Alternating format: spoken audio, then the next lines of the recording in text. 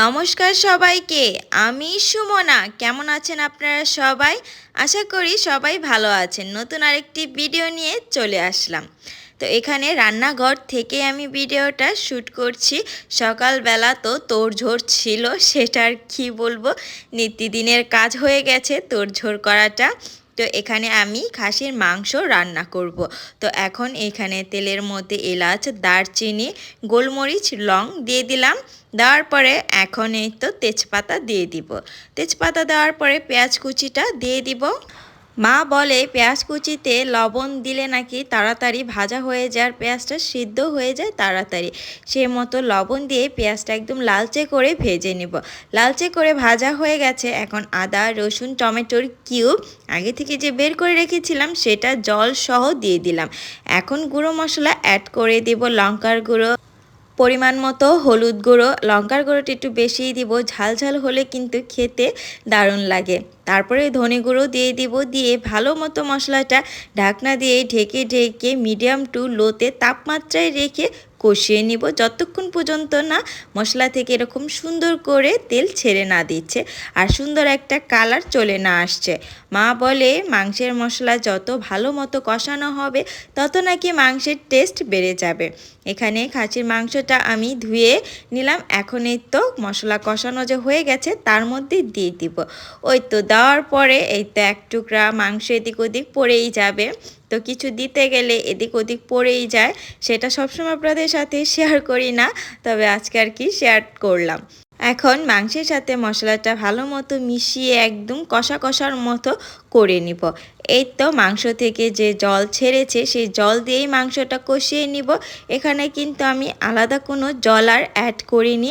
আর এই যে দেখছেন তেলের এক টুকরো মানে চর্বি যেটাকে বলে খাসির, এটা দিয়েছি সোনাইয়ের জন্য। সোনাইয়ের খাসির চর্বি খেতে এত পছন্দ করে, ওর জন্যই দেওয়া। তারপরে তো আস্তে আস্তে প্রায় অনেকটা সময় নিয়ে মাংসটা কষিয়ে নিলাম। এখন এখানে প্রেসার কুকার বসিয়ে দিব, কারণ এখন যদি মাংসটা আমি টোটালি এভাবে রান্না করি অনেকটা গ্যাস অপচয় হবে আর সময়ও অনেক লাগবে। তো সময়ের স্বল্পতার জন্য প্রেসার কুকারে আমি সিটি দিয়ে নিব।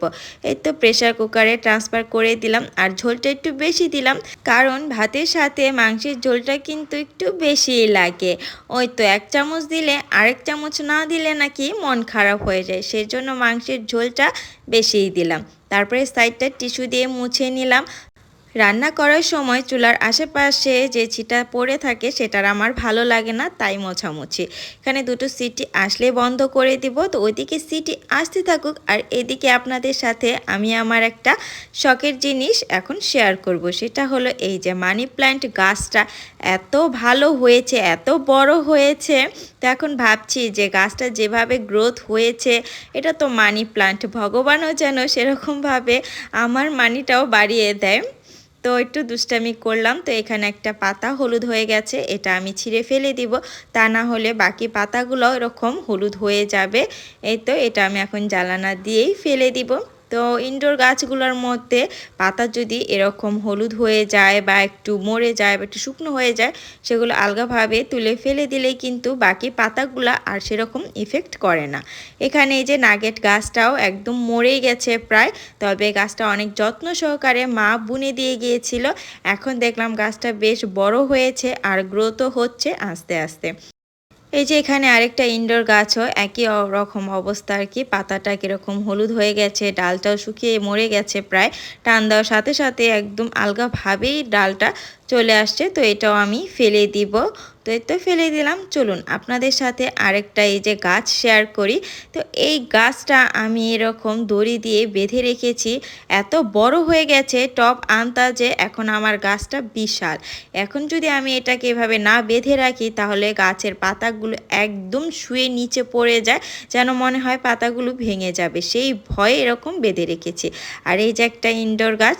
তো সবগুলো গাছই প্রায় অনেক ভালো পরিপুষ্ট হয়ে গেছে। এখন চলুন রান্নাঘরে যাই, প্রেসার কুকারে সিটি আসলো কি না দেখে আসি।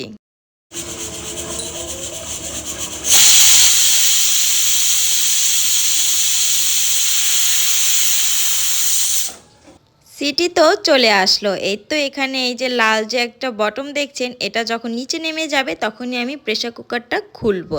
এই তো নিচে চলে গেছে। চলুন এখন প্রেসার কুকারটা খুলে দেখি মাংসের অবস্থাটা কি। একদম লাল লাল ঝোল, দেখেই তো লোভ লাগছে। মনে হচ্ছে এখনই এক থালা ভাত নিয়ে বসে পড়ি। এখন একটু স্বাদ মতো লবণ দিয়ে দিব। লবণটা কম হয়েছে চেক করেছিলাম। তারপরে দিয়ে দিব গরম মশলার গুঁড়ো। এটা দিয়েই চট করে চুলাটা আমি বন্ধ করে ফেলবো। তাহলে কিন্তু গরম মশলার ফ্লেভারটা অনেক সুন্দর হয়।